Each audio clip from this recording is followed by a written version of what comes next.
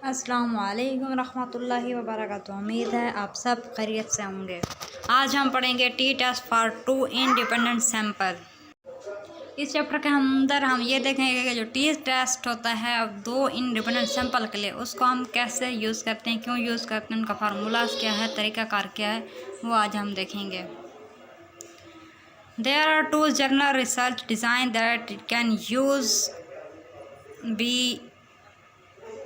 can be used to obtain the 2 set of data to be compare, यानी कि 2 set of data होते हैं उनको कंपेयर करने के लिए हम यूज़ करते हैं। दी फर्स्ट क्या है, the 2 sets of data could come from 2 completely separate group of the participants. मतलब कहते हैं हमारे पास 2 अलग अलग ग्रुप होंगे टोटली जिनसे हम डेटा कलेक्ट करेंगे। For example the study could involve a sample of man compared with the sample of the women. मतलब हम क्या करेंगे कि जो हमारे पास मैन होंगे उनको हम फीमेल का जो सैंपल होगा उनके साथ कंपेयर करेंगे। और the study could compare grades for one group of freshman who are given laptop computer with grade for a second group who are not given computer। या तो हम ऐसे करेंगे कि हम दूसरा ग्रुप देखेंगे जो एक लैपटॉप दे रहा है और दूसरा वो ग्रुप जो यानी कि ग्रेड्स वगैरह वाले ग्रुप है उनको नहीं दे रहा। The first research strategies using the completely separate group. इसमें क्या होता है, हमारे पास सेपरेट ही ग्रुप होते हैं जिसको हम क्या करते हैं, स्टडी करते हैं। इंडिपेंडेंट मेजरमेंट रिसर्च डिज़ाइन कहलाता है या बिटवीन सब्जेक्ट डिज़ाइन कहलाता है। दूसरा हमारे पास क्या है, the 2 sets of data could come from the same group of participant. या तो हमारे पास जो डेटा आता है वो एक ही यानी कि सेम ग्रुप ऑफ पार्टिसिपेंट से भी हम डेटा कलेक्ट करते हैं। For example the researcher could obtain one set of scores by measuring depressions for a sample of the patient before they began therapy and then obtain a second test of data by measuring them same individual after 6 weeks of the therapy। इसमें क्या होता है कि याद हमारे पास यानी कि 2 हम ग्रुप लेते हैं, एक ही यानी कि उसमें सेम पीपल होते हैं। मतलब एक हम थेरापी हमने अप्लाई की, अब थेरापी अप्लाई करने से पहले हमने एक टेस्ट अप्लाई कर दिया, दूसरा हम क्या करते हैं कि टेस्ट अप्लाई करने के बाद यानी कि थेरापी अप्लाई करने के बाद हम एक टेस्ट ले लेते हैं। उनके दरमियान हम उनका यानी कि जो स्कोरिंग वगैरह होगी उसको हम कंपेयर करेंगे तो देखेंगे कि उनके अंदर क्या रिज़ल्ट या क्या डिफरेंस आया है। The second research strategies in which, इसके अंदर क्या होता है कि हमारे पास 2 सेट ऑफ डेटा जो होते हैं वो हम ऑब्टेन कर लेते हैं सेम ग्रुप के पार्टिसिपेंट से, जिसको हम क्या कहते हैं, रिपीटेड मेजरमेंट रिसर्च डिज़ाइन और विद इन सब्जेक्ट डिज़ाइन कहते हैं। ठीक हो गया। डिफरेंस इसमें क्या है, जो हमारे पास इंडिपेंडेंट रिसर्च या इंडिपेंडेंट मेजरमेंट रिसर्च डिज़ाइन जो है या बिटवीन सब्जेक्ट डिज़ाइन, इसमें क्या होता है कि हम क्या करते हैं, मुख्तलिफ ग्रुप होते हैं यानी कि 2 ग्रुप होंगे, अलग अलग ग्रुप होंगे, उनमें एक में मर्द हो सकते हैं, एक में औरतें हो सकती हैं, उनसे डेटा कलेक्ट करते हैं और फिर उनका मीन जो होता है उनको हम कंपेयर करते हैं। जबकि रिपीटेड मेजरमेंट डिज़ाइन या विद इन सब्जेक्ट डिज़ाइन, इसके अंदर क्या होता है कि हमारे पास जो पार्टिसिपेंट होते हैं वो सेम होते हैं। हम पहले क्या करते हैं कि टेस्ट अप्लाई करने से पहले एक हम ले लेते हैं उनसे रिज़ल्ट, और एक थेरापी या टेस्ट अप्लाई करने के बाद देखते हैं उनका रिज़ल्ट, देखते हैं कि मीन को, इसको कहते हैं रिपीटेड मेजरमेंट डिज़ाइन। मतलब जो हम एक चीज़ है वो रिपीट हो रही हो, इसमें क्या होते हैं हमारे पास इंडिविजुअल हो गए, पार्टिसिपेंट हो गए, या टेस्ट के अंदर जो हमारे पास परफॉर्म कर रहे होते हैं पर्सन लोग, उनको क्या कहते, इस जो प्रोसेस होता है इसको क्या कहते हैं, विद इन सब्जेक्ट डिज़ाइन कहते हैं। Independent measurement hypothesis test allow researcher to evaluate the mean difference between 2 populations using the data from 2 separate sample। 2 separate sample जो है उनसे क्या करते हैं, उनका डेटा को हम यूज़ करते हैं। The identifying characteristic of independent measures or between subjects design is the existing of the 2 separate or independent samples। Thus, independent measurement design can be used to test for mean difference between 2 distinct populations such as mean versus women and between 2 different treatment conditions such as drug versus no drug। Population A है, taught by method A, unknown mean है और sample हमारे पास ए है। दूसरे में population B है उसके अंदर भी हमारे पास क्या है, मीन अननोन है और सैंपल बी आएगा।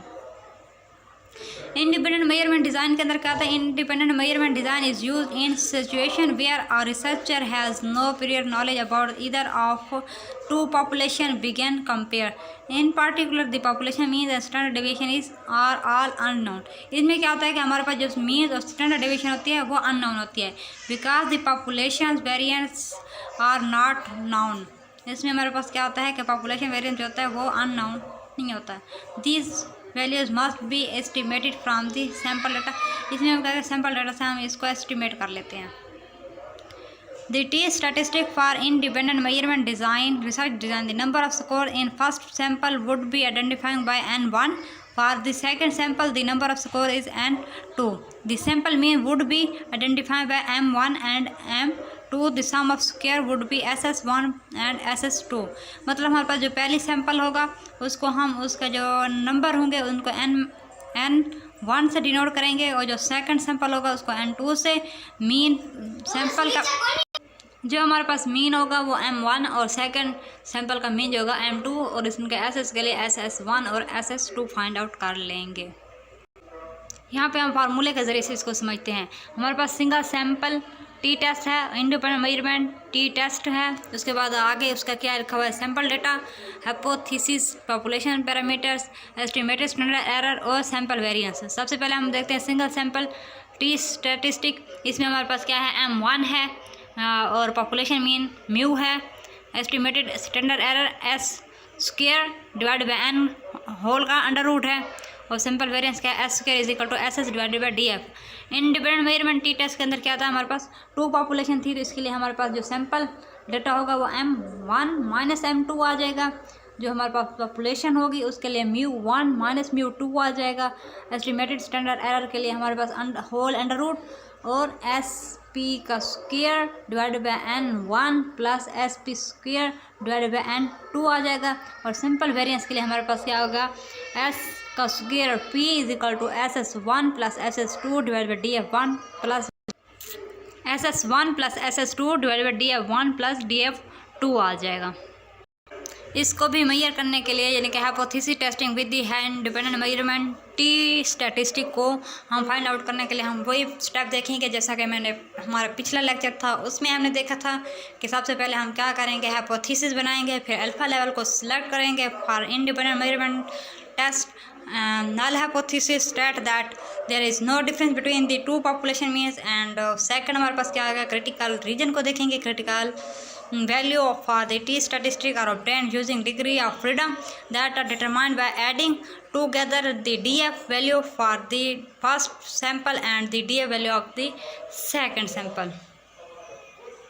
फोर्थ स्टेप हमारे पास क्या आ जाएगा, फोर्थ स्टेप के अंदर हम ये देखेंगे तो compute the T statistic for the independent measurement design है the same structure as single sample T introduced in chapter 9। However, in the independent measure situation, all components of the T formula are doubled. There are 2 sample means, 2 population means, 2 scores of error contributing to the standard deviation in the denominator. Last option हमारे पास क्या आ जाता है, making a decision if the T statistic ratio indicates that the obtained difference between sample means is substantially greater than the difference expected by chance denominator. We reject null hypothesis and conclude that there is a real mean difference between the 2 population और treatment. उम्मीद है आपको बहुत अच्छे से समझ आई होगी। Channel को लाइक और सब्सक्राइब करना बिल्कुल ना भूलें। Thank you. अल्लाह हाफिज़।